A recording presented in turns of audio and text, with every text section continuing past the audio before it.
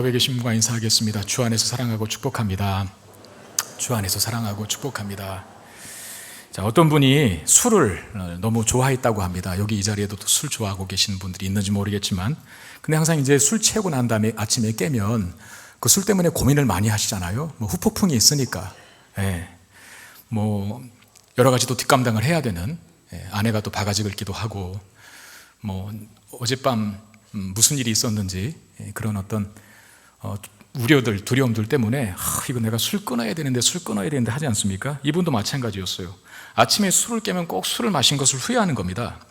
근데 그러면서도 끊지 못하고 있었는데 어느 날 어떤 책 한 권을 읽게 되었습니다. 그 책을 읽다가 가슴이 꽉 막혔습니다. 술이 얼마나 인체에 해로운 것인지, 이 건강에 안 좋은 것인지를 알고 나서 엄청난 충격을 받은 건데, 이 사람이 속으로 이렇게 생각하는 거예요. 야, 이거 술 이제 더 이상 마시면 얼마 있지 않아서 큰일 나겠구나, 이거 뭐가 돼도 되겠구나라고 하면서 심장이 덜컥 내려앉았는데, 그래서 결심을 했습니다. 아주 단단한 결심을 했죠. 다시는 이런 책을 읽지 않겠노라고. 자, 우린 결심을 이제 제대로 해야죠. 술을 끊겠다고 결심을 해야 되는데, 술을 마시면 이런 위험성이 있습니다라고 하는 경고를 주고 있는 그 책을 다시는 읽지 않겠다라는 결심을 했다는 거예요. 제가 왜 서론으로 이야기를 시작하냐면, 여러분 오늘 본문에서 종을 통하여, 저를 통하여서 이제 말씀하시는 주님의 말씀 속에 여러분들의 결단을 요구하는 바가 있을 겁니다. 여러분, 말씀을 듣고 두 부류로 갈릴 거라고 저는 예상을 해요. 하나는 말씀을 듣고 제자된 삶은 이러이러한 것이다 라고 하는 주의 말씀 듣고 이렇게 살아라라고 했을 때, 예수 믿는 게 어렵구나, 나는 이런 게 아닌 줄 알았는데 라고 덜컥 포기하는 분들이 계실 거고, 그리고 심지어는 뭐 교회 안 나오는 분도 있을 수 있을 것 같습니다. 또 반대로, 아 그렇구나, 내가 똑바로 신앙생활 해야지, 내가 이제껏 신앙생활한 게 아니라 종교생활을 해왔구나, 내가 이제껏 하나님도 나 자신의 유익을 위해서 이용해 먹을 줄만 알았지, 정작 하나님이 나를 구원하시고 이 땅에 보내신 하나님의 영광을 위한 삶에는 내가 전혀 게을렀구나, 그래 내가 주의 말씀처럼 하나님의 영광을 위해 살아야지, 진정한 제자가 되어야지 라고 결단하는 부류로 나눠질 겁니다. 정말 바라옵기는 후자가 되기를 주의 이름으로 축원드립니다. 하나님 말씀하셨을 때 들으시고 부담스러워도 이게 진짜 제자고 이렇게 신앙생활하는 것이 진짜라는 사실을 마음으로 받아들이시고, 다시는 이런 책을 안 봐야지라고 결단하지 마시고, 술 끊어야지 결단하는 게 제대로 결단하는 것처럼 예수님 제대로 믿어야지라고 결단하실 수 있게 되기를 바랍니다. 자, 예수님께서 갈릴리에서 이제 예루살렘으로 이동하시려고 하는데 51절 말씀에 보면 예수께서 승천하실 기약이 차감해 예루살렘을 향하여 올라가기로 굳게 결심했다라고 되어 있어요. 자, 이제껏 우리가 보았던 누가복음에서 예수님의 활동 반경은 다 갈릴리였습니다. 갈릴리 지방에서 사역을 하시다가 이제 드디어 예루살렘으로 가겠다고 굳게 결심을 하는데, 왜 예루살렘으로 가는 일에 굳은 결심이 필요하실까 하는 겁니다. 그 이유는 승천하실 기약이 차감해라고 하는 말에 단서가 있습니다. 여러분, 승천이 뭡니까? 하늘로 올라가시는 것이죠. 예수님이 하늘로 승천하실 때가 있으시죠. 언제입니까? 이 땅에 오셔서 감당해야 될 사역을 다 감당하셨을 때, 이 지상에서의 사역을 다 마치셨을 때 예수님은 하늘로 올라가십니다. 그러니까 승천은 죽음과 부활도 포함되는 것이죠. 죽음과 부활이라고 하는 사명을 감당하지 않고 승천하시지 않습니다. 승천은 다 끝나는 거기 때문에, 예수님께서 해야 될 일이 다 끝나는 거기 때문에 승천할 때에는 이미 죽음과 부활을 경험하신 것이죠. 결국 승천하실 기약이 찼다는 말은 이제 예수님께서 십자가에 달려 죽으셔야 할 시점이 점점점 다가오고 있다라고 하는 사실을 가르쳐주는 겁니다. 그래서 굳은 결심이 필요하죠. 왜? 십자가를 지는 일은 예수님에게도 어려운 일이었기 때문에 그렇습니다. 생각해 보십시오. 하나님이신 분이 인간의 몸을 입고 이 땅에 내려오셨습니다. 그것도 제가 그랬죠. 인간이 개가 되는 것보다 훨씬 더 비하라고. 그리고 고난당하십니다. 그리고 가장 고통스럽고 잔인하며 치욕스러운 형벌인 십자가에 달리십니다. 인간들도 거부하는 그 십자가, 로마 시민권을 가지고 있는 자들에게는 면제되는 그 십자가형을 예수님께서 당하셔야 돼요. 이게 쉽습니까? 어려운 일이죠. 예수님에게도 어려운 일이죠. 그래서 굳은 결심이 필요한 겁니다. 우리는 이 땅에서 천년 만년 살지 않습니다. 우리도 언젠가 이 땅을 다 떠나게 될 날이 온다는 거예요. 단순하게 얘기해서 여러분, 죽음을 늘 묵상하고 사셔야 돼요. 죽음을 묵상해서 우울해지라는 말이 아니라, 우리는 어쩌면 더 많은 부분에 있어서, 아니 대부분의 시간을 나는 영원히 살 것 같은 생각 속에 사로잡혀 살 때가 훨씬 더 많다는 거예요. 영원히 살아있을 것 같은, 내 지금 이 생존함이 영원할 것 같은 생각에 죽음이라는 것, 이 땅에서의 삶이 끝난다는 생각을 하지 않죠. 만약에 우리가 이 땅에서의 삶이 끝난다는 생각을 하지 않으면 무엇이 잘못될까요? 우리의 삶의 내용을 이상한 것들로, 다른 것들로, 하나님께서 원하시는 것들로 채우지 않고 엉뚱한 것들로 채우게 된다는 거예요. 그러나 반대로 내가 죽을 날이 있고 이 땅에서의 삶을 정리할 날이 있다는 사실을 생각하면 생각할수록 내 삶을 뒤돌아보고 점검하게 돼 있어요. 내가 무엇을 위해 달려왔을까? 하나님께서 나에게 원하신 삶이 무엇이었는데 내가 그렇게 살아왔는가? 하는 질문을 계속 해보시죠. 그리고 결심하고 또 결심하게 됩니다. 하나님 보실 때 아름답고 숭고한 삶을 살기로 말입니다. 제 삶은 여러분들이 아시는 대로 저 인간 전지호 목사의 삶은요 굉장히 단순합니다. 저는 교회의 집이 전부예요. 교회에서도 목양실에서 보내는 시간이 한 60-70%는 차지하는 것처럼 굉장히 많은 시간을 집, 교회 중에서도 목양실에서 보내요. 화려하지도 않고 그리고 믿지 않는 사람이 봤을 때에는 제 삶이 그렇게 정말 재미없는 삶, 고리타분한 삶, 지겨운 삶처럼 보여질 겁니다. 정말 그래요. 남들이 즐기고 또 재미있게 생각하는 그 모든 것을 뭐 저뿐만이겠습니까마는 예수 잘 믿는 분들 중에도 그렇고 목회자들은 대부분 세상 사람들이 즐겁게 여기는 그 모든 일들을 포기하고 살아갑니다. 저는요 술, 담배 안 합니다. 저는요 나이트클럽 안 갑니다. 저는요 도박 안 합니다. 저는요 게임 안 합니다. 게임하는 사람들 반성하시기를 바랍니다. 오늘 이 거룩한 삶을 살 시간도 없는 게임할 시간은 있으셔요? 그러니까 세상 사람들이 봤을 때는 굉장히 재미없는 삶을 살죠. 동선도 짧고 저렇게 무슨 재미로 사나 싶은 삶을 사는데 그래도 저는 제가 목회자가 된 이후에 저의 삶에 후회가 없습니다. 왜? 하나님 보실 때에는 정말 가치 있는 삶을 살고 있다고 믿기 때문입니다. 어제 제가 집에 들어가서 조금 늦게 들어갔는데 이제 소파에 앉아서 TV를 켰습니다. 뉴스 좀 보려고. 늦은 시간이었지만 아들이 이제 옆에 있었어요. 채널을 막 돌리고 있는데 금수저라고 하는 드라마가 하는 겁니다. 저희 아들이 거기서 멈추래요. 스톱 하더라고요. 그래 이 드라마를 설명하기 시작하는데 저한테 아빠 이 드라마가 요새 핫한 것 알아? 그러면서 시작을 하는데 그 금수저를 소재로 한 드라마예요. 그 금수저가 뭐냐면 말 그대로 어떤 젊은 청년이 금수저를 하나를 갖고 있는데 그게 마법의 금수저라 예를 들어서 어떤 가족에 들어가서 그 가족과 그 금수저로 3번 밥을 먹으면 그 가족의 식구가 되는 운명이 바뀌는 그런 마법의 금수저거든요. 이게 참 요새 이 청년들의 현실을 풍자한 드라마 같아요. 그 청년이 금수저를 갖고 있는 청년이 지지리도 가난하게 사는 희망이 안 보이는 그래서 자존심 다 까먹고 사는 그런 청년이었거든요. 그러니까 늘 금수저를 만지작 거리는 거예요. 그 금수저로 재벌 집에 들어가서 재벌이랑 3번 밥 먹으면 재벌의 가족이 되는 거예요. 그렇게 운명이 바뀌는. 근데 이제 고민하는 것 같아요. 이 청년이 혈육의 진짜 부모를 버릴 것인가 아니면 그야말로 물질적인 쾌락과 부를 소유하는 것을 택할 것인가 이러고 갈등하는 것 같아요. 그런 소재의 드라마였던 것 같아요. 그렇게 설명을 저에게 저희 아들이 정확하게 해주더라고요. 그래서 제가 그랬어요. 진원아, 너도 부모 바꾸고 싶냐? 그랬어요. 중2, 사춘기, 굉장히 퉁명스러운 아이한테 너도 부모 바꾸고 싶냐? 제가 물어봤어요. 너 엄마 아빠 자식으로 태어난 거 좋아하시러? 물어봤어요. 저희 아들이 뭐라고 대답했을까요? 참고로 저희 아들은 거짓말 못합니다. 그 이름이 진헌이거든요. 참진자에다가 드릴 헌자를 써요. 제가 지은 이름인데 너무나 가식적인 모습으로 우리가 하나님 앞에 자주 서니까 이 시대의 교회가 하나님 앞에 진실했으면 좋겠다. 넌 진실한 사람이 되라라고 해서 진헌이라고 지어준 거예요. 며칠 전에는 또 지난 주일날 금요기도회 때 저희 딸이 엄마도 못 나왔는데 장례식 가느라고 금요기도를 하고 이제 집에 들어가서 저랑 아들은 팽팽 놀고 있었죠. 제가 그랬어요.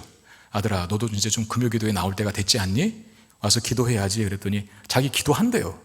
언제 기도하냐 그랬더니 하루 3번 기도한대요. 3번. 그 3번 언제 하냐? 그러니까 아침밥 먹을 때 하고 점심밥 먹을 때 하고 저녁밥 왜 식기도는 기도를 안 쳐주냐고. 걔는 그렇게 말하는 애예요. 진실하게 말하고 논리적으로 말하고 제가 말문이 확 막힐 정도로 말하는데 제가 물어봤어요. 진원아, 너 엄마 아빠의 자녀로 태어난 거 좋아하시러? 그랬더니 한마디 답. 퉁명스럽게. 좋아.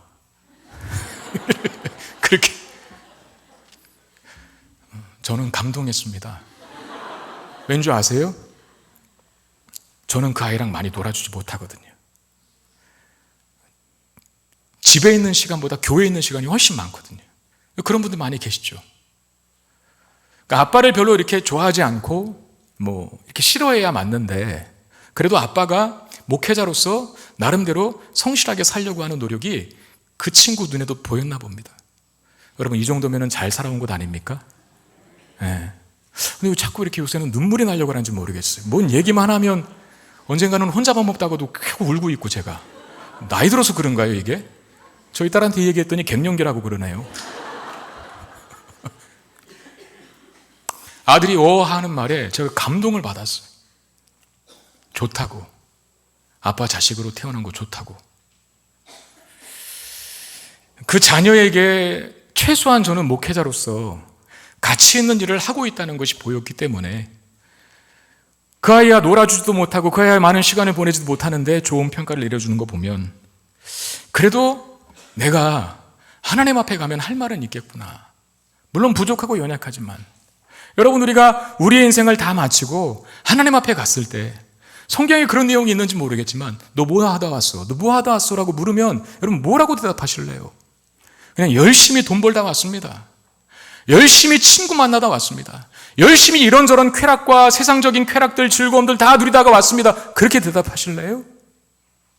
최소한 이 대답은 해야죠. 하나님, 제가 완벽하지 못했고 부끄러웠고 너무나 연약하고 하나님 앞에 정말 명함 내미기가 너무나 나쁘고 면목 없지만 그래도 하나님의 기쁨과 영광을 위해서 살려고 노력하다가 왔습니다. 우리 그런 답은 해야 되지 않을까요? 우리 그렇게 대답할 수 있게 되기를 주의 이름으로 축원드립니다.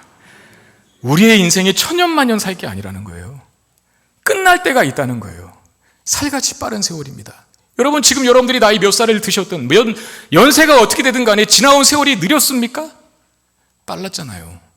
살같이 빠른 세월이잖아요. 앞으로 남은 세월도 화살같이 빠르게 지나갈 거예요. 그럼 우리가 뭘 하며 살아야 하는지, 뭘 집중하며 살아야 하는지, 왜 하나님께서 나를 이 땅에 보내셨고 이 땅에서 예수 믿게 하셨는지를 헤아릴 수 있어야 되는 겁니다. 다른 잡다하고 엉뚱한 것들로 우리의 인생을 채우지 말고 하나님께서 기뻐하시는 것들로 채울 수 있는, 그래서 하나님 앞에 섰을 때 그래도 내가 부족했지만 하나님의 기쁨과 영광을 위해서 살다가 왔습니다 라고 대답할 수 있는 우리 모두가 되기를 주의 이름으로 축원드립니다. 예수님께서 십자가에 못 박히시는 일은 어디서 일어납니까? 예루살렘에서 일어납니다. 예루살렘. 그래서 예루살렘으로 가시고자 하시는 거예요. 그러므로 예수님에게 있어서 예루살렘은 고난과 죽음이 드디어 시작되는 곳이거든요. 고난과 죽음이 시작되는 곳. 그러나 예루살렘은 고난과 죽음만 있는 장소는 아닙니다. 십자가 고통 이후에 부활과 승천도 같이 경험하게 되는 곳입니다. 히브리서 12장 2절에 보면 믿음의 주여 또 온전하게 하시는 이 예수를 바라보자. 그는 그 앞에 있는 기쁨을 위하여 십자가를 참으사 부끄러움을 개의치 아니하시더니 하나님 보좌 우편에 앉으셨느니라 그랬어요. 예수님께서 십자가라고 하는 엄청난 고통을 참을 수 있었던 이유가 그 앞에 있는 기쁨 때문이라고 말하는데, 이거 한글이 좀 잘못 번역했어요. 그 앞에라 그래서 십자가 앞에 있는 걸 그게 아니라 앞에 있는 이란 정해져 있는, 운명 지어져 있는 이라는 뜻입니다. 그러니까 예수님의 기쁨은 정해져 있었다는 거예요. 운명 지어져 있었다는 거예요. 십자가를 통과하면 그 기쁨을 누릴 수 있게끔 운명 지어진 존재가 바로 예수님이죠. 그러니 십자가를 통과하면 기쁨이 주어질 걸 알기 때문에, 십자가를 통과하면 부활과 승천이라고 하는 영광이 누려질 것을 알기 때문에 기꺼이 어려웠지만 고난과 고통의 수치와 모멸의 십자가를 감수하실 수 있었던 겁니다. 여러분, 이 땅을 그리스도인으로 제자로 살아갈 수 있는 비결 중 하나가 바로 이겁니다. 우리에게 주어질 십자가 고통을 통과한 다음에 우리에게 주어질 영광과 승리를 기대하는 겁니다. 하나님은 항상 그렇게 일하셔요. 십자가 다음에 십자가로 끝나는 게 아니라 부활과 승천을 예수님께서 경험하시는 것처럼 우리의 인생에도 십자가 지는 것 같은 고난과 고통이 있을 때 그 고난과 고통 속에 두는 것으로 끝나지 않고 하나님이 더 많은, 더 큰 위로와 은혜와 복을 주신다는 거예요. 제가 며칠 전에도 이 사실을 또 확인했어요. 새벽기도 우리는 지금 사무엘하 본문 말씀을 보고 있습니다. 사무엘하 본문에 이런 내용을 지금 보고 있는데, 다윗이 우리아의 아내 밧세바를 범하여서 밧세바가 임신을 하게 됩니다. 간통을 한 거죠. 다윗이 그 일을 감추기 위해서 밧세바의 남편이었던 우리아를 자기 부함에도 불구하고, 충성스러운 부함에도 불구하고 살해 교사를 하잖아요. 치열한 전투가 벌어지는 그곳에 가서 결국은 우리아를 죽게 만듭니다. 완전 범죄인 줄 알았는데 하나님은 아셨죠. 나단 선자를 9개월이 지난 시점에서 나단 선자를 보내서 다윗의 죄를 들추어내십니다. 그때 나단 선자의 지적을 듣고 다윗이 통곡하며 회개합니다. 그러나 죄로 인해서 징계가 있다라고 말씀하셨어요. 그 징계를 내리시기 시작하는데 그 첫 번째 징계가 뭐냐면 밧세바와 간음에서 잉태된 아기가 태어나자마자 죽을 병에 걸리는 겁니다. 시름시름 앓다가 그 아기가 며칠 만에 죽어요. 7일 만에 죽습니다. 그 7일 동안 다윗이 뭐 하냐면 밥 안 먹고 기도실 들어가서 기도만 해요. 옷도 안 갈아입고 씻지도 않고 먹지도 않고 자지도 않고 계속 기도만 해요. 하나님 살려달라고, 용서해달라고, 한 번만 살려달라고. 근데 하나님이 데려가셔요. 그런 다음에 다윗이, 이게 중요한 건데, 하나님 왜 데려가셨어요? 라고 하면서 원망하고 불평하고 나 왕 안 해 그러고 다 옷 벗어놓고 나가버린 게 아니라 반대로 행동하죠. 이제 밥을 먹고 몸을 정비하고 의복을 갈아입고 그리고 식사를 합니다. 부하들이 그렇게 물어봐요. 아니 아기가 죽을 병 걸렸을 때에는 말도 못 붙일 것 같더니만 이제 죽은 다음에는 어떻게 더 밥을 드십니까? 더 가슴 아프지 않으십니까? 어떻게 밥이 넘어가시나요? 라고 부하들이 물었을 때 다윗이 뭐라고 합니까? 살아있을 때에는 기회가 있어서 하나님 앞에 매달리는 거지만 결국은 이제 하나님 데려가시지 않니? 그게 나를 향한 하나님의 선하신 뜻이다. 나는 하나님의 주권을 믿는다. 그리고 그 고통의 시간을 잘 감수해요. 그런 다음에 밧세바와 동침합니다. 그날 밧세바가 임신을 해요. 둘째 아들을. 그가 누굽니까? 솔로몬이었어요. 하나님은 항상 이렇게 일하시더라고요. 고통과 괴로움과 아픔만 있지 않고 고통과 괴로움과 아픔과 통곡의 자리에 우리가 있을 때가 있거든요. 근데 여러분 그때 막 뛰쳐나가지 마시라는 거예요. 원망해대고 불평해대고 교회 안 다니고 예수 뭐 믿어봤자 아무것도 없네라고 그렇게 하지 말라는 거죠. 다윗처럼 하나님의 주권을 인정하면서 이 가운데서도 하나님의 선한 뜻이 있겠지라고 믿으면서 그 십자가를 묵묵히 예수님처럼 지면서 나갈 때 예수님이 부활 승천의 영광을 누리셨던 것처럼 하나님 반드시 고통과 괴로움과 아픔을 잊어버릴 만한 위로와 은혜와 복을 주실 줄로 믿습니다. 그걸 알면 고통이 끝이 아니라 십자가가 끝이 아니라 부활 승천의 영광이 있다는 것을 알면 우리는 고통과 아픔 때문에 내가 져야 될 십자가 때문에 내가 가야 할 길을 포기하거나 주저하지 않을 수 있습니다. 힘들지 않다는 건 아니에요. 힘들지만 그래도 웃으면서 기대와 소망 속에서 그 길을 고난의 터널을 지날 수 있는 것이죠. 자, 갈릴리에서 이제 예루살렘으로 예수님께서 가시려고 하는데 갈릴리에서 예루살렘으로 가기 위해서는 중간에 있는 사마리아 땅을 경유하는 게 빠릅니다. 지도를 준비했으면 더 좋았을 뻔했는데 이스라엘 지도를 보면 여 밑에가 유다예요. 유다, 남유다 왕국. 그 유다에 뭐가 있어요? 예루살렘이 있죠. 예루살렘 성읍이. 그 다음에 위에 중간이 북이스라엘 땅인데 그 북이스라엘 수도가 사마리아예요. 이 사마리아가 오므리 왕 때, 북이스라엘의 오므리 왕 때 수도로 정한 땅입니다. 북이스라엘의 수도로. 원래 북이스라엘 수도가 3번 바뀌어요. 세겜에서 디르사에서 사마리아로. 네. 그리고 저 북쪽이 갈릴리거든요. 갈릴리에 뭐가 있죠? 큰 호수가 하나 있죠. 그게 뭡니까? 제가 지금 말 다 했는데요. 갈릴리에 큰 호수가 하나 있죠. 그게 무슨 호수죠? 갈릴리 호수입니다. 거기에 고기 잡으러 많이 가잖아요. 그래서 남쪽에 있는 유다 사람들도 고기 잡으러 걸로 가는데 이상하게 사마리아는 관통하지 않습니다. 돌아가요. 왜 그러냐? 역사적인 배경을 좀 이해해야 합니다. 유대인들과 사마리아인들, 즉 예루살렘 사람들과 사마리아 사람들은 오래전부터 서로 간에 으르렁거리는 적대 감정이 있었어요. 같은 이스라엘 백성인데. 왜 그랬냐면 북이스라엘이 722년에 BC 722년에 아수르 제국에게 멸망당하거든요. 그때 아수르 제국이 북이스라엘 치면서 멸망시키면서 했던 정책 중에 하나가 사마리아 땅에다가 이방인들을 이주시켜 놓는 일이었습니다. 이방인들을. 그러니까 사마리아 사람을 소위 짬뽕 혼혈족 속으로 만들기 위해서 이방 사람들을 그 땅에다 이주시켜요. 그걸 제일 탐탁치 않게 본 사람들이 남쪽의 유다 사람들이에요. 유대인들. 왜? 유대인들은 혈통을 중요시하게 생각하거든요. 민족적 정체성, 혈통적 정체성. 그런데 사마리아 땅 사람들은 타협했다고 보는 거예요. 이방인들과 섞인 피를 가진 사람이라고 보는 거예요. 그래서 유대인들에게 사마리아 사람들은요, 개보다도 못한 존재입니다.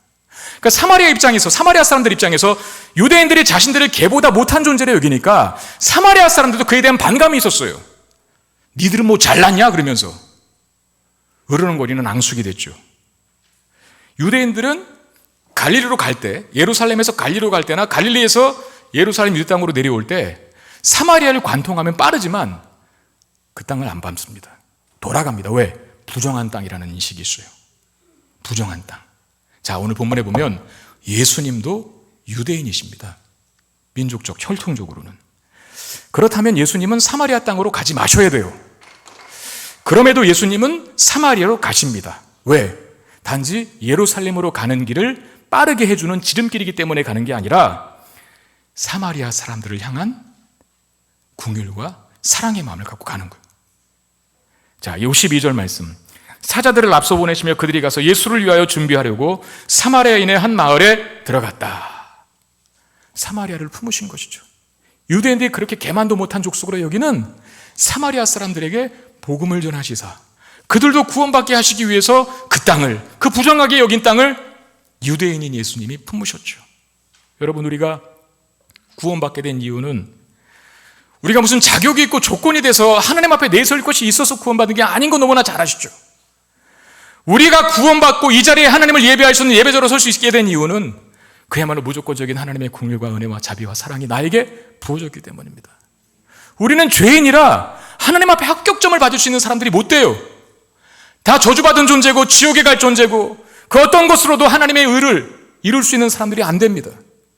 그럼에도 불구하고 우리를 의롭다 여겨주시고 구원하여 주셔서 천국을 사모할 수 있는 사람들로 세워주신 이유는 우리가 잘나서가 아니라 하나님이 우리에게 무조건적인 긍휼과 용서와 자비로 대해주셨기 때문에 그렇습니다. 이런 무조건적인 하나님의 긍휼과 은혜와 사랑을 통해서 구원받는 우리는 누구도 편견을 갖고 대해서는 안 됩니다.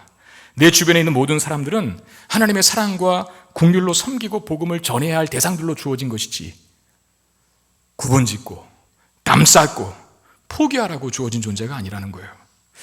하나님께서 나를 구분하지 않고 나와 담을 쌓지 않고 나를 포기하지 않으셨기 때문에 내가 하나님의 자녀된 권세를 가질 수 있었던 것처럼 그런 긍휼과 자비와 은혜로 하나님의 자녀된 사람들의 특징은 누구와도 담쌓지 않는 겁니다. 누구를 편견으로 대하지 않는 겁니다. 누구도 포기하지 않는 특징을 갖고 살아가는 겁니다. 여러분, 근데 너무나 가슴 아픈 현실을 보잖아요. 왜 한국 땅에 이렇게 분열이 많을까? 왜 이렇게 한국 땅에는, 대한민국 땅에는, 우리나라 땅에는 서로 담쌓고 사는 일이 이렇게 많을까? 교회는 많은데, 예수 믿는 사람은 많은데 하나님의 은혜와 사랑으로 인해서 하나님과의 장벽이 무너진 사람들이라고 자타가 공인하는 그리스도인들이 이렇게 많은 이 땅에 왜 이런 장벽들이 많은지, 왜 이런 분열들이 많은지, 남과 북이 갈라진 것부터 시작해갖고 진보와 보수로 나뉘고 세대로 나뉘고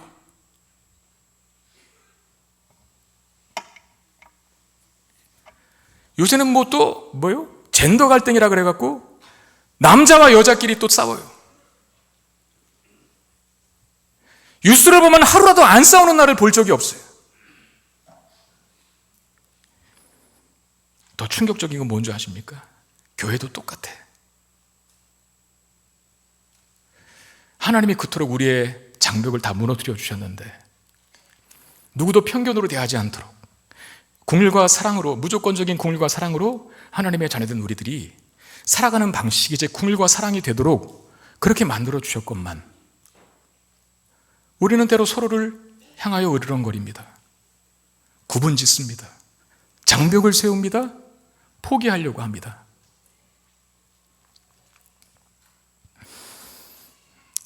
그런 우리에게 주님이 다시 결심하라고 합니다.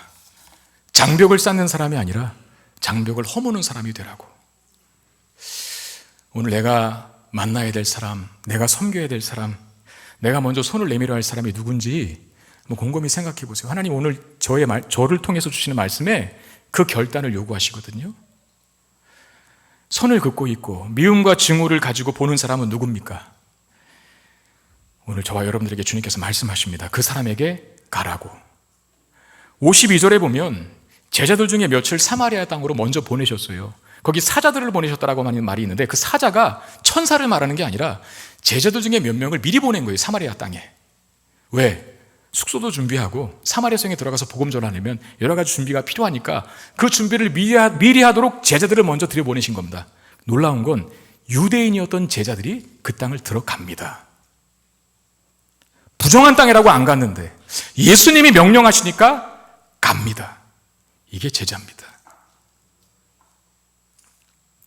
아무도 가지 않는 곳, 힘들다고 생각되는 곳, 그래서 피하고 싶은 곳은 어디십니까? 어쩌면 바로 그곳이 하나님의 나를 통해서 위대한 역사를 이루실 최적의 장소일 수도 있어요. 대체적으로 하나님의 뜻은 내 뜻과 조금 반대됩니다. 나는 싫은데 그게 하나님의 뜻일 수 있어요. 나는 가기 싫은데 가야 하는 것이 하나님의 뜻일 수 있어요. 나는 만나기 싫은데, 나는 품기 싫은데 만나고 품는 것이 하나님의 뜻일 수 있어요. 그리고 해보십시오. 반드시 하나님께서 놀라운 결실과 열매를 주실 줄로 믿습니다. 예수님의 무조건적인 사랑으로 유대인들이 전혀 밟지 않는 그 부정한 땅인 사마리아 땅으로 들어갔을 때 사마리아 사람들이 어떻게 반응을 합니까? 53절에 보니까 예수께서 예루살렘을 향하여 가시기 때문에 그들이 받아들이지 아니하는지라 그랬습니다. 사마리아인들은 예수님을 거부합니다. 그 이유가 예수님께서 예루살렘을 향해 가시기 때문이다라고 애매모호한 답을 누가가 기록을 해놨는데 이게 무슨 뜻이냐면 여러분 사마리아인들은 예루살렘 중심의 구원 역사를 반대했습니다. 근데 예수님이 구원 역사를 이루기 위해서 예루살렘으로 가시니까 그 자체의 이유 때문에 예수를 거부한 거예요. 자, 사마리아 사람들이 예루살렘에서 시작되는 구원 역사를 거부하고 나름대로 그들 민족 나름대로 세운 구원 역사가 있어요.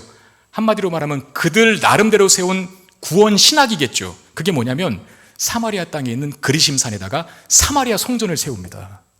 예루살렘 성전을 대신해서. 그리고 여기서 구원이 임할 것이라고 주장을 해요. 근데 예수님은 예루살렘으로 예루살렘으로 가는 것 그 자체가 기분이 나쁜 거죠. 우리 신앙의 색깔에 갖지 않았다라고 하는 이유로 예수님을 배척한 겁니다. 여러분, 이 사마리아 사람들이 그리심산에다가 사마리아 성전을 세우고 예루살렘으로부터 일어나는 구원 역사를 거부한 것은 성경이 그렇게 말했기 때문에 순종하는 것으로 믿음을 갖는 게 아닙니다. 단 하나, 유대인들에 대한 반감. 저들이 우리를 개로 여기니 우리도 저들이 싫다라고 하는 증오.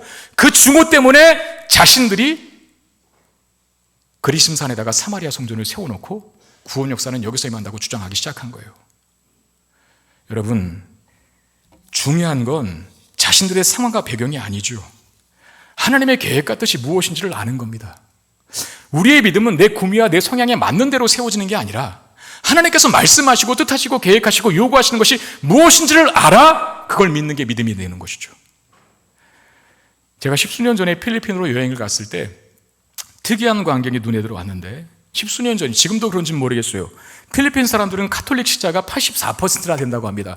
개신교 신자는 9%가 되는데 결국은 기독교, 예수를 들어본 사람들이 인구의 90%가 넘는 그런 퍼센테이지를 갖고 있죠. 그래서 그런지 관광 상품을 파는 상점마다 예수 조각상이 참 많습니다. 예수를 조각해서 만들어 파는 상. 그런데 특이한 것은 하나같이 예수님의 모습이 어린아이의 모습이에요. 웃고 있는. 굉장히 유쾌한, 굉장히 발랄한 그런 모습만 있습니다. 그 이유를 그때 저희를 인도했던 여행 가이드가 이런 얘기를 하더라고요. 필리핀 사람들은 십자가나 고난이나 고통이나 이런 우울한 정서를 싫어한대요. 그래서 십자가 지는 예수, 고통스러운 예수는 생각 안 한답니다. 그냥 유쾌한 예수, 밝은 예수, 좋은 예수 이것만 생각한답니다. 여러분, 이게 우리의 신앙을 아주 치명적인 오류로 빠뜨릴 수 있어요.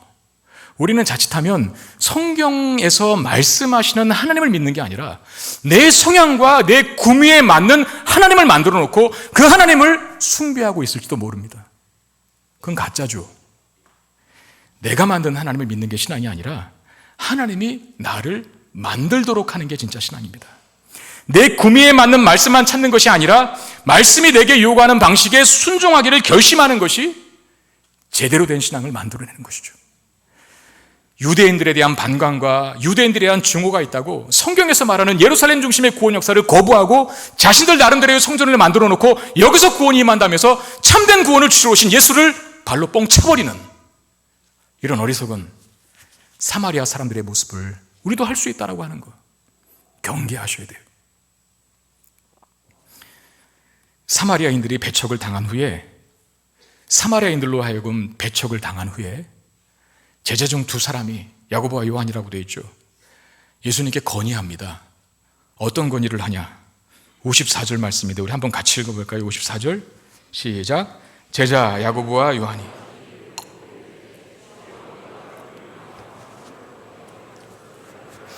여러분 이게 뭔 것 같아요? 다시 한번 볼까요? 야고보와 요한이 이를 보았다는 건 뭡니까? 먼저 갔는데 제자들이 거부당한 거예요. 야, 우리 예수 필요 없다. 예루살렘으로 가는 예수 필요 없다. 이러고 발로 뻥 차버린 거예요. 그랬더니 야고보와 요한이 주여 불을 내려서 심판하십시오. 저런 못된 놈들. 부정한 땅이라고 안 갔었는데 구원의 복음을 전하기 위해서 지들 위해서 갔는데 우리를 배척해? 라고 하면서 분노가 들끓어서 당장에 불을 내려 저 땅을 심판하십시오 라고 그렇게 예수님 앞에 청한 겁니다. 여러분 이 분노 이해할 만하지 않습니까? 네. 원수 같은 사람들에게 복음 전으로 갔는데 거부하고 배척당하니 분노가 치미는 건 당연한 거겠죠. 저는 제자들의 심정을 어느 정도는 이해할 수 있겠더라고요. 제가 부교육자 시절에 제가 섬기던 교회의 권사님 한 분이 저에게 부탁을 했어요. 아는 친구 부모님이 아버님이 지금 오락가락 생사를 헤매고 있는데 생명의 경각이 달렸는데 그래도 죽기 직전에 세례라도 받게 하면 천국까지 갈 수 있을까? 천국 갈 수 있지 않을까 해서 저에게 병상세례를 좀 부탁한 적이 있었어요. 뭐 자초지종을 듣고 그 정도면 내가 가서 병상세례 해도 되겠다 싶어서 담임 목사한테 허락을 받고 먼 거리였습니다. 병원이 있는 데가 갔어요. 그런데 그냥 집에 가고 싶었습니다. 세례 안 하고. 왠 줄 아세요? 저를 안 반기더라고요. 그리고 차갑게 냉대하더라고요. 저는 그런 생각을 하고 있었어요. 생명의 경각에 달려서 뭔가 이렇게 지푸라기라도 잡고 싶은 심정으로 제가 묻는 문답에 아멘 아멘 하고 잘 대답하실 줄 알았는데 저를 쳐다보지도 않고 입을 꾹 다물고 말할 수 있었음에도 불구하고 저를 소위 개 쳐다보시듯 보는 거예요. 자식들은 막 부탁하고 또 그 일을 부탁한 권사님이 자꾸 생각나서 임무는 완수하고 가야겠다. 그러고 했어요. 신앙 고백도 받지도 않고. 제가 나오는데 죄책감이 확 드는 거예요. 내가 하나님 앞에 죄진 것 같은 느낌이, 세례를 주고 왔는데 죄진 것 같은 느낌이 드는 거예요. 그리고 무슨 마음이 들었는지 아세요? 하나님, 저 노인네가 아직도 정신을 못 차리고 있습니다. 불을 내리시사. 이런 마음, 하나님 본때를 좀 보여주십시오. 이런 마음. 여러분들 경험해 보실지 모르겠지만 우리가 전도지를 한번 나눠줘 보십시오. 여러분 꼭 전도지 한번 나눠줘 보십시오. 그러면 10명 중에 6, 7명은 잘 안 받습니다. 그냥 안 받고 가는 거. 저 괜찮아 이러고 가는 건 참 양반인 거예요. 어떤 사람은 정말 무시를 하고 지나갑니다. 저는 심지어 그런 사람도 봤어요. 제가 청년 사역할 때 우리 청년이 전해준 건데 봤더니 보는 척 하더니 그걸 찢어버려요. 그 자리에서. 그리고 발로 밟아요. 그 청년 보는 앞에서. 제가 그날 그 청년 많이 위로했어요. 위로. 예수님 믿는 십자가 지다 보면 이런 고통도 당할 수 있다고. 너 하나님 앞에 상급사인 거라고.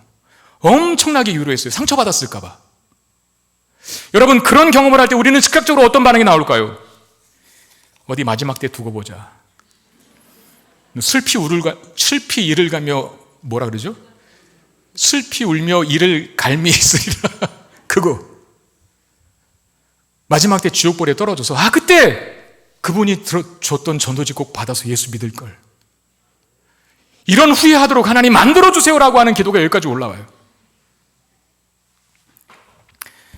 특히 여러분, 아무리 호인이라도 마음이 착해도 거부당하고 무시당할 때는 사람마다 다 감정적인 분노를 갖게 되는 겁니다. 여러분 한번 무시당해보세요. 거부당해보세요. 마음이 그대로인가? 분노가 쌓이거든요. 지금 제자들도 비슷한 마음으로 예수님께 불심판을 강구했던 것으로 보입니다. 그러나 예수님은 오히려 심판을 요구하는 제자들을 꾸짖어요. 그 말씀이 55절, 예수께서 돌아보시며 꾸짖으시고, 이 꾸짖으심이 사마리아를 꾸짖었다는 말이 아니에요.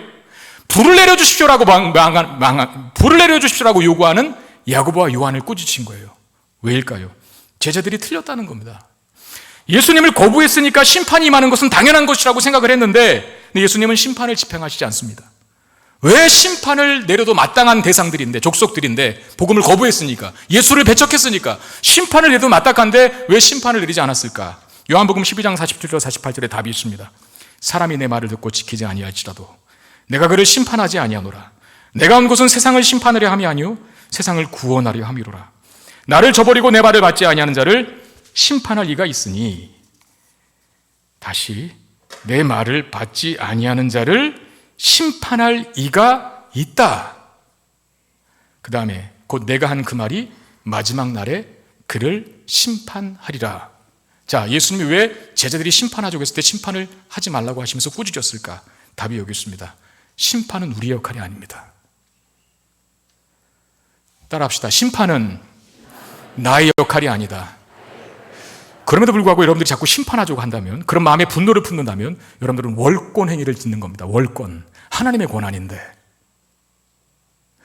우리에게는 심판의 권한이 있는 게 아니라 다만 용서하고 사랑하고 복음을 전해야 될 책임만 있는 거예요. 그리고 심판 때는 언제냐? 주님 다시 오실 때. 주님 다시 오실 때 심판이 이루어져요. 아직 주님 다시 오시지 않았잖아요. 주님 다시 오시기 전에 우리가 있기 때문에 우리는 그럼 뭐 해야 되냐? 심판의 메시지를 전하는 것이 아니라 구원과 회복과 생명의 메시지를 전하는 그 일을 우리가 해야 한다는 겁니다. 제자들을 꾸짖은 이유가 거기 있죠. 세상에는 수많은 악한 일들이 벌어져요. 도대체 하나님 살아계시면 왜 저런 악한 놈들을 가만히 놔둘까? 벼락이라도 내리치셔서 좀 다 죽여주시지. 왜 저런 불쌍한 일들이 일어날까? 왜 잘 믿는 가정에게 그 부산에서 거기가 포항이었습니까? 그 빈불 들어차갖고 주차장에 중학교 2학년짜리 아들이 죽었잖아요. 예수 잘 믿는 분들이라고요. 보니까 인터넷 쳐보면 그분이 간증한 내용을 누가 이렇게 글로 써놨더라고요. 나는 가슴이 찢어지는 줄 알았어요. 아주. 하나님 살아계시면 그런 사람은 좀 보호해주고 악한 일들이 좀 일어나지 않게 하고. 에? 우크라이나 전쟁도 보니까 어느 땅 전쟁 점령하고 소련군이 그 사람들 금리빨 다 뽑아낸 거 보셨어요? 죽은 시체 금리빨 다 뽑아서 다른 데도 모아놨더라고요. 그건 건지려고. 어떻게 사람이 그럴 수 있을까? 하나님 정말 불을 내려주시기를 원합니다. 라고 간절히 구할 만한 현실과 상황을 우리 많이 목도하고, 특히 이제 교회도 그렇지 않습니까? 세상이 교회에 대해서 좋지 않게 생각하고 교회에 대해서 적대감을 가질 때에는 우리도 한 대 치고 싶어요. 우리도 살아있다. 지렁이도 밟으면 꿈틀거린다라고 하는 심정으로 그 세상 권력자들에게 우리도 다가서고 싶어요. 우리도 힘이 있다. 우리 다 모이면 이런 힘이 있다라고 우리가 가진 교회의 권력을 과시하고 싶은 마음이 생길 때도 있죠.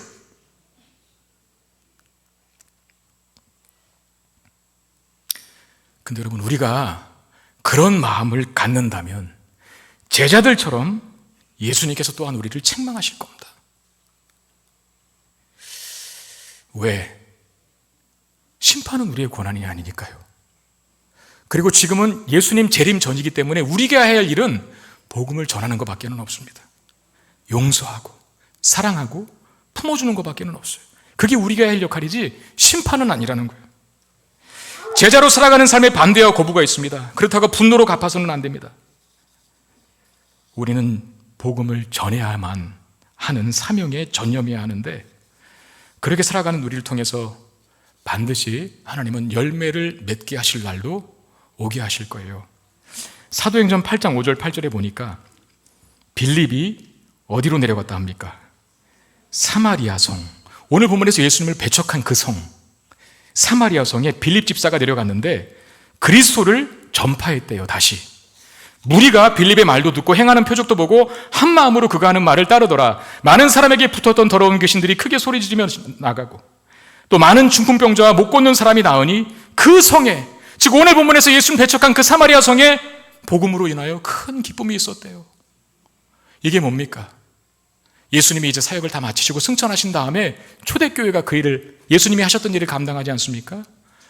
예수님의 뜻은 복음을 온 유대와 예루살렘과 사마리아 땅끝까지로 내 증인이 될 것이다 라고 하는 그 말씀처럼 복음이 편만하게 확장되는 거예요.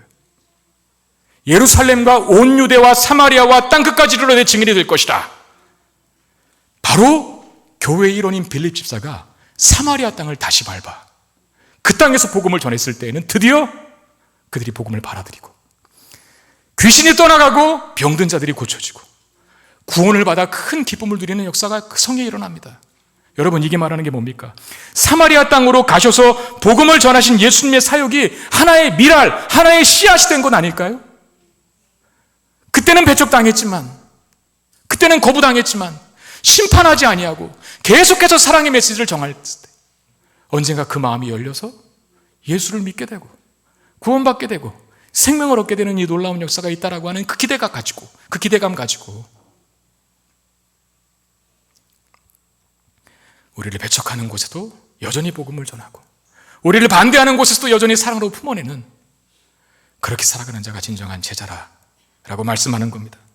여러분, 위협과 협박이 사람을 바꾸지 못합니다. 용서와 사랑이 사람을 바꿉니다. 성당의 은초대를 훔친 장발장을 바꾼 것은 신부의 고소 고발이 아니었습니다. 자신이 준 것이라고 경찰에게 말한 신부의 장발장을 향한 용서였습니다. 물론 소설이긴 하지만 의미 있는 말이죠. 인류를 하나님 품으로 돌이킨 것은 12군데나 더 되는 천사의 무리를 보내어서 로마 군대를 무력으로 진압하고 물리치는 것이 아니었습니다. 예수님의 십자가 지시는 사랑과 용서가 인류를 하나님께로 돌이키게 만든 것이죠. 우리 이런 기대로 서로를 품고 사랑하고 이 세상을 섬길 수 있는 저와 여러분 되시기를 바랍니다. 우리에게도 이런 열매가 반드시 주어지게 될 것입니다. 이렇게 보면 예수님을 따르는 것은 참 쉽지 않은 일입니다. 가기 싫은 사마리아 땅도 가야 되고 사랑으로 섬기기 위해 다가섰는데 배척과 거부도 당하는 일이 일어납니다. 거부당해서 배척당해서 심판을 명하고 싶은데 여전히 복음을 전해야 되고 평화를 선택해야 하는 일이 우리 제자들의 삶에 있다는 거예요. 어렵죠. 쉬운 일이 아니죠. 간도 쓸개도 어쩌면 다 빼놓고 해야 될 일일지 모르겠습니다. 그래서 결심이 필요한 거예요. 물론 결심만으로는 되지 않을 겁니다. 우리의 결심만으로 되는 일은 아닐 겁니다. 우리의 결심 속에 주님의 도우심이 임해야 이 제자된 삶을, 제자된 사명을 감당할 수 있는 거죠. 그러나 주님은 어떤 자를 도우실까요? 어떤 자에게 은혜를 베푸실까요? 그리스도를 따르는 제자된 길을 가겠노라 라고 결심하는 자에게 도우시는 은혜와 복 주시는 은총을 허락하실 줄로 믿습니다. 치우침 없이 제자된 길을 갈 때 예수님이 경험하신 것처럼 우리에게도 승리와 영광과 기쁨이 누려지게 될 줄로 믿습니다. 들은 말씀 기억하면서 우리 함께 찬양하기를 원합니다. 오직 주의 사랑에 매여 나를 용서하시고 품어주신 그 일을 결심하신 주님 앞에 나도 결심하여 이제 주의 영광을 위해 기쁘게 살아가겠습니다 라고 하는 다짐을 담아 함께 찬양하겠습니다. 오직 주의 사랑에 매여 기뻐 노래합니다.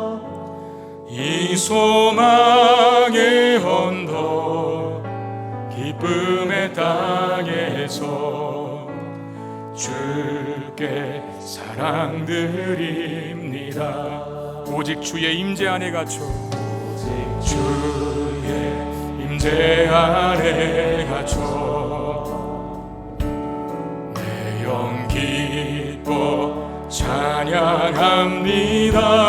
찬양합니다. 이 소명의 언덕 거룩한 땅에서 주께 경배합니다.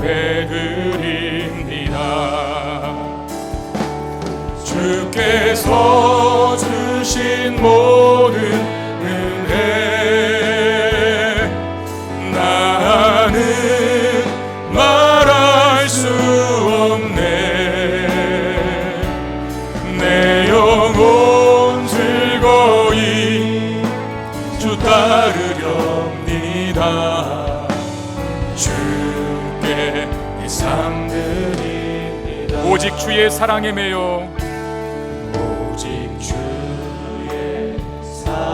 내 영 기뻐 노래합니다. 내 영 기뻐 노래합니다. 이 소망의 언덕 기쁨의 땅에서 주께 사랑 드리. 오직 주의 임재 안에 갇혀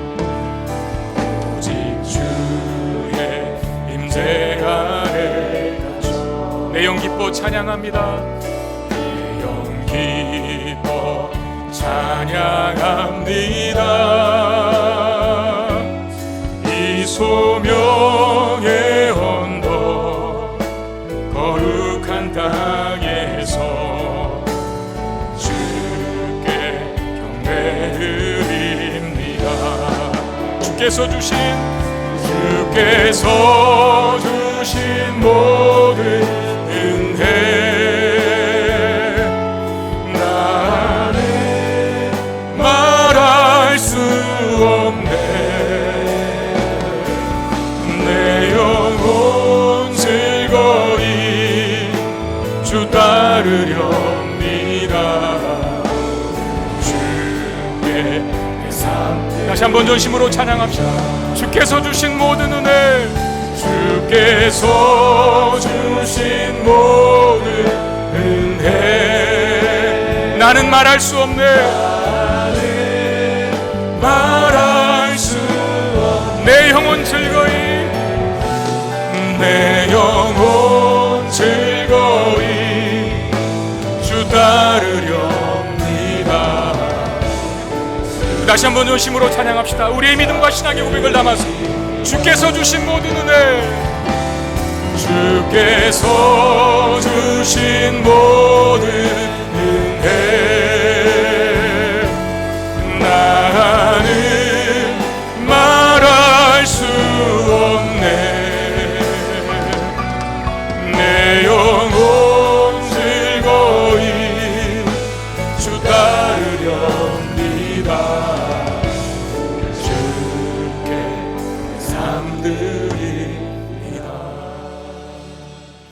여러분 생각해 보십시오. 예수님께서 예루살렘으로 가시기로 결심하셨기 때문에, 십자가 지시기로 결심하셨기 때문에 우리가 지금 이 자리에 있을 수 있는 겁니다. 그 위대한 결심 때문에 우리가 어떤 복과 은혜를 누리고 있는지를 기억하셔서 이제는 우리 차례입니다. 우리가 위대한 결심을 할 때입니다. 내가 이제 주의 영광을 위해 살겠습니다. 하나님의 기쁨이 되는 삶을 살겠습니다. 단지 종교인에서 머물지 않고 진정 제자가 되겠습니다. 때로 가기 싫은 땅도 가야 하고 사랑하는 마음으로 복음을 전했지만 배척과 거부도 당해야 하는 그 자리에 기꺼이 있고, 배척당해서 거부당해서 심판을 선언하고 싶지만 여전히 사랑으로 품어야 하는 그 진정한 제자, 하나님 내가 살게 하여 주옵소서. 그런 삶으로 우리 하나님께 기쁨이 되는 인생 되게 하여 주옵소서. 우리 이 마음으로 같이 기도하며 나아가겠습니다. 기도하겠습니다. 주님,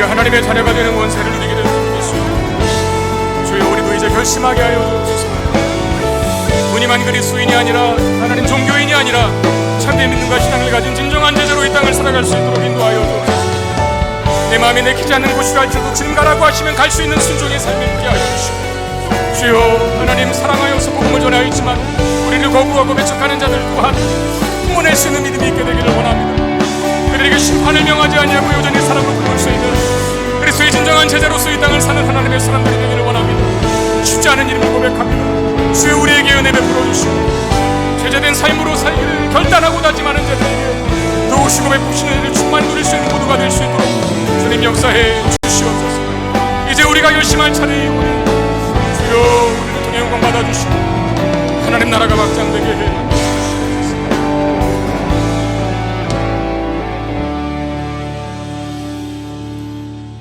하나님 감사합니다. 예수께서 우리를 위해 예루살렘으로 가서 끝내 십자가 지시기로 결심하셨기 때문에 우리가 지금 이 앞에 이 자리에 주 앞에 나와 예배할 수 있는 예배자로 서게 된 줄로 믿습니다.